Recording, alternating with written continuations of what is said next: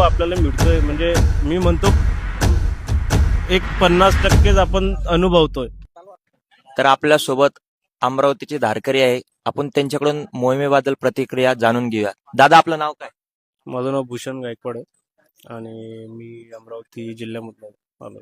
ही तुमची कितवी मोहीम आहे? ही माझी दुसरी मोहीम आहे. या आधीची मोहीम रायरेश्वर ते प्रतापगड आणि आता ही दुसरी माझी मोहीम आहे. तुमचा अनुभव सांगा ना मोहिमेमधला, तुम्हाला कसं वाटतं? आता जायचं आता म्हणजे असं आहे ना की आता सगळी मुलं आमच्या अमरावतीमधनं जातात. ठीक आहे, सगळे आपापले अनुभव सांगतात. पण आता असं आता जॉब आहे किंवा काम आहे त्याच्यामुळे जाणं होते. पण आता मागच्या वेळेस आम्ही निश्चित करून टाकले की आता जायचंच आहे यावेळेस. पण खरं इथं आल्यावरती माहिती पडतं की मोहीम म्हणजे काय. म्हणजे आपले मावळे जे छत्रपती शिवाजी महाराजांसाठी लढायला जायचे, ज्या वाटेने जायचे, कसे जायचे, आता तर आपल्यासाठी मोहिमेमध्ये सेवा म्हणजे पाणी आहे, सगळ्या गोष्टी आहे, स्टॉप पण घेतात, अँब्युलन्स आहे, सगळे फॅसिलिटी आहे. पण त्या काळात तर ते पण नव्हते ना. पण हा जो अनुभव आपल्याला मिळतोय म्हणजे मी म्हणतो एक 50%च आपण अनुभवतोय. ठीक आहे, त्यांचं जे फक्त 50% आपण अनुभवतोय, ते 100% अनुभव आपण नाहीच घेऊ शकत. या जन्मात तर नाही घेऊ शकत.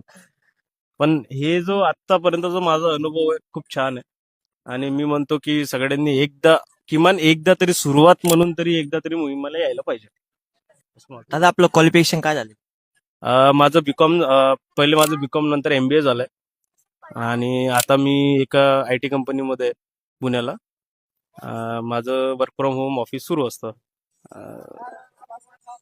म्हणजे बघा, बरेचसे जणांना असं वाटतं की मोहिमेमध्ये न शिकलेले आणि ज्यांना कामधंदे नाही तेच येतात. बरेचसे जण असे लगे कॉमेंट्स करत असतात व्हिडिओमध्ये. पण त्यांच्यासाठी दादाने एक उत्तर दिलेले आहे, वेल एज्युकेटेड लोक पण या ठिकाणी मोहिमेला येत असतात. आता आम्ही अमरावतीमधनं जे आलोय त्याच्यामध्ये एक CA आहे, एक इथेच बसले ते डॉक्टर आहेत, होमिओपॅथिक डॉक्टर आहेत. एक आता म्हणजे CAच्या अंडरमध्ये आता इंटर्नशिप करतायत ते आहेत. म्हणजे एक ऍडव्होकेट आहे. म्हणजे असले खूप सारे डारकरी आमच्या सोबत आहे आता सध्या. आता ते म्हणजे आता तुम्हाला माहिती आहे थोडे मागे आहे थोडे पुढे आहे.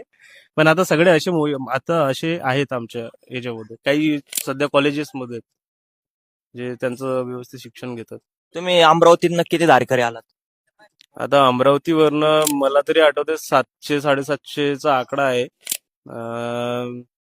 म्हणजे अमरावती जिल्हा आणि आजूबाजूचे जे गाव जे अमरावतीपर्यंत पोहोचू शकतात ट्रेनचा ज्या वेळेस वेळ होता त्यावेळेस 700-750चा आकडा आहे. मग ते वाढत चालतो पुढे ट्रेनमध्ये.